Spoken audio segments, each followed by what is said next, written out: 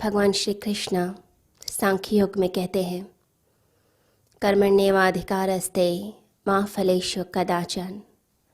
कर्म करने में तुम्हारा अधिकार है अर्जुन, फल में तुम्हारा अधिकार नहीं है। ये कर्म योग का आधार सूत्र है कि मनुष्य के हाथ में सिर्फ और सिर्फ कर्म है।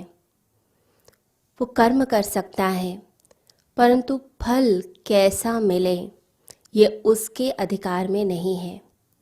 कर्म की स्वतंत्रता दी गई है, परंतु फल अस्तित्व के हाथ में होता है। तो हम कर्म कर सकते हैं, फल के लिए हम आग्रह नहीं कर सकते। कर्म मुझसे निकल रहा है, परंतु फल अस्तित्व से निकल रहा है। कर्म की धारा मनुष्य के अंदर से निकलती है, परंतु जो फल है, जो प्रसाद है, वो तो प्रभु से ही मिलता है, परमात्मा से ही मिलता है। इसलिए अगर हम सोचते हैं कि ऐसा फल प्राप्त हो, ऐसा रिजल्ट मुझे मिले, मुझे ऐसा ही मिलना चाहिए, तो यह मूर्खता ही होगी, क्योंकि हमारे हाथ में सिर्फ और सिर्फ यह वर्तमान ही है, ये कर्म ही है। हम इसी का ही सदुपयोग कर सकते हैं। अगर कोई भविष्य के बारे में ज़्यादा चिंता करने लग जाए, फल के बारे में चिंता करने लग जाए कि आज मैं ये करूँगा, फिर उसका ये फल होगा, फिर उसके बाद ये करूँगा, तो ऐसे ख्यालों में जो व्यक्ति खो गया है, वो अपनी सारी शक्ति का व्यय कर रहा है, उसको वेस्ट कर रहा है।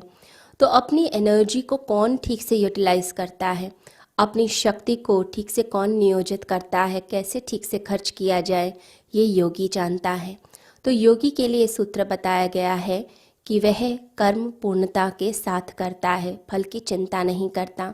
लेकिन लोग क्या करते हैं, लोग फलाकांक्षा से पीड़ित हैं, रिजल्ट चाहिए, फल मिल जाए। आप कर्म करें नहीं, लेकिन सारी सुख सुविधा मिल जाए।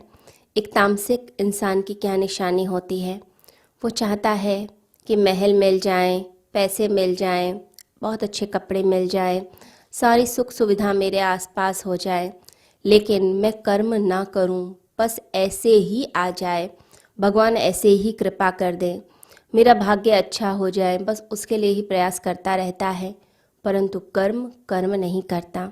हम ये ध्यान रखें कि जैसे रस्सी के दो छोर होते हैं, तो एक छोर पे कर्म है और दूसरे पे फल है।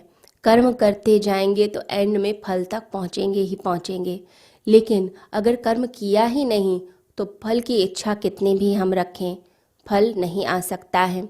जैसे बैलगाड़ी में बैलों को कोई पीछे जोते और सोचे कि फिर बैलगाड़ी आगे आ जाएगी, तो बैलगाड़ी आगे चाहिए तो पहले बैल को आगे जोतना पड़ेगा। हम कर्म को आगे जब रखेंगे तो फल हमें प्राप्त हो जाएगा।